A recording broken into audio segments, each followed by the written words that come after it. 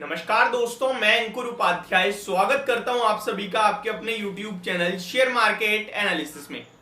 आखिरी आधे घंटे में धमाका हो गया, बूम कर गया शेयर बाजार और ये सब हुआ है केवल एक कारण से।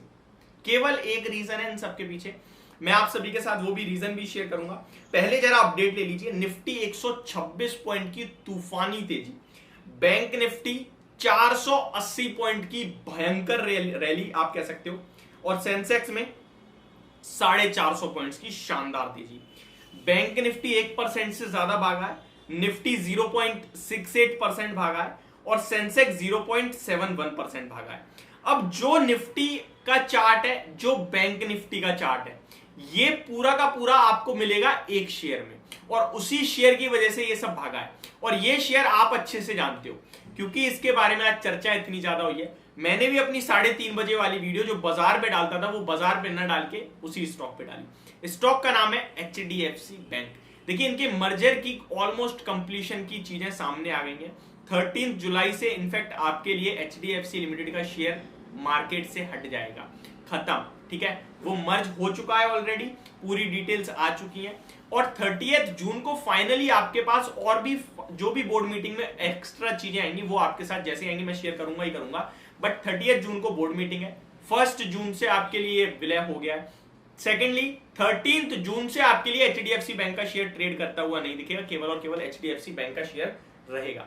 जो फर्स्ट टाइम जब 22 अप्रैल 2022 को मर्जर की अनाउंसमेंट हुई थी तो उन्होंने रेशियो डिसाइड किया था, 25 शेयर्स के बदले 42 शेयर मिलेंगे HDFC बैंक के। अगर आपके पास HDFC के 25 शेयर हैं तो आपको मिलेंगे 42 शेयर HDFC बैंक के, क्योंकि HDFC का शेयर तो डीलिस्ट हो जाएगा। अब आते हैं आगे। यहां पे अगर बात करूं मैं बाजार में इस तेजी के, एक और अगर आप रीजन ढूंढे तो एक और है, वो आपके लिए शेयर की एक्सपायरी चेंज हो गई है। जो थर्सडे को होनी थी वो थर्सडे नहीं कल होगी, क्योंकि कल बाजार छुट्टी पे था पहले ईद के चलते, लेकिन NSE की तरफ से अनाउंसमेंट आई कि कल नहीं है ईद, ईद परसों मनाइए। परसों का आपको हॉलिडे, परसों की छुट्टी है, कल बाजार खुलेगा और एक्सपायरी जो परसों थी वो कल होगी। तो कॉन्ट्रैक्ट्स बहुत तेजी से बदलते हुए दिखे।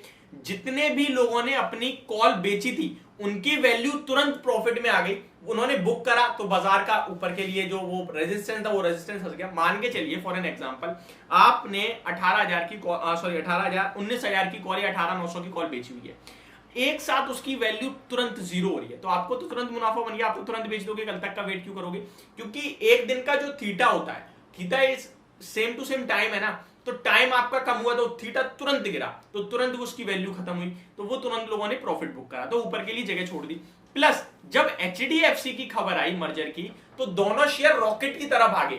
और HDFC का कोई मार्केट में वैल्यू कमजोर नहीं है, 9 लाख करोड़ का मार्केट कैप HDFC बैंक का है और 5 लाख करोड़ का HDFC लिमिटेड का है। इनका वेटेज भी निफ्टी में बेहतरीन और शानदार और बहुत ही भयंकर है, जिसकी वजह से इन शेयर्स में जैसे ही तेजी बनी पूरी की पूरी निफ्टी को अपने दम पे उड़ा लेगा ये, सॉरी बैंक निफ्टी को। अब आप देखिए और आज कमाल की बात है कि मैंने 12:30 बजे HDFC बैंक पे बात करी थी और कहा था बेचना मत, बहुत बड़ा पैसा बनेगा यहाँ पे, और आज ही खबर आ गई और आज ही स्टॉक में मूव आ गया। ये एक कोइंसिडेंस हो गया जो बहुत अच्छा रहा। स्टॉक में आप देख सकते हैं जो मूव HDFC बैंक ने दिया है, एग्जैक्टली उसी समय पे मूव उसी समय पे आपके लिए मूव बैंक निफ्टी में आया और फिर उसी के चलते निफ्टी में भी आया, क्योंकि HDFC बैंक दोनों निफ्टी के साथ साथ आपका बैंक निफ्टी के साथ साथ आपका निफ्टी का भी हिस्सा है, तो दोनों में मूव दे दिया।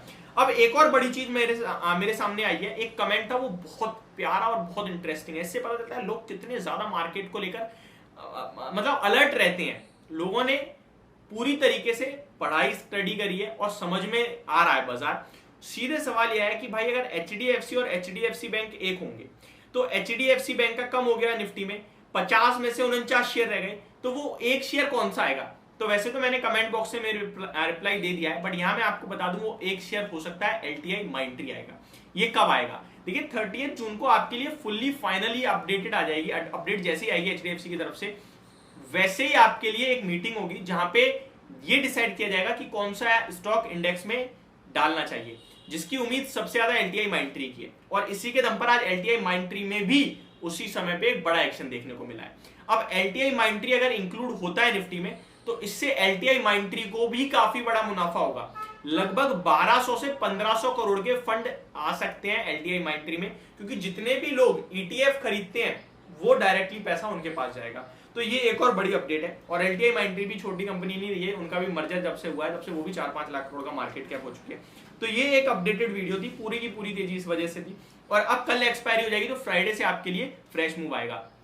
जो चीज कंटिन्यू कह रहा था कि बाजार में इस एक्सपायरी में आपको हाई नहीं दिखेंगे, उछाल जरूर आएंगे, आज भी नहीं आ रहे थे, बट ये जो एक अपडेट आई ना इसने पूरे मार्केट का मूड बदल दिया। और अब एक्सपायरी भी कितनी दूर रह गई, कल रह गई है, जो परसों थी वो कल रह गई ना। तो ये सारी चीजें बहुत पॉजिटिव हो गई हैं। और आपके लिए फ्राइडे तक, मुझे लगता है फ्राइडे या फिर नेक्स्ट मंडे तक, जो मंडे आ रहा है अपकमिंग मंडे जो है, इसमें आपके लिए फ्रेश लाइफ आई भी लगते हुए दिख सकते हैं। एक बार अपडेट और देना चाहता हूँ पूरे के पूरे बाजार का कैसा रहा है आपको। ये तो मैंने बता दिया तेजी का कारण और सब कुछ जो है। बैंक निफ्टी मिड कैप में आधे % की तेजी थी और स्मॉल कैप 0.6% अप था। 1195 शेयर्स एनएससी पे पॉजिटिव थे और लगभग 740 शेयर्स एनएससी पे डिक्लाइन होते हुए, नेगेटिवली बंद होते हुए दिखे हैं। तो ये पूरी अपडेट मेरी तरफ से। Thank you so much for watching this video. Have a great day guys.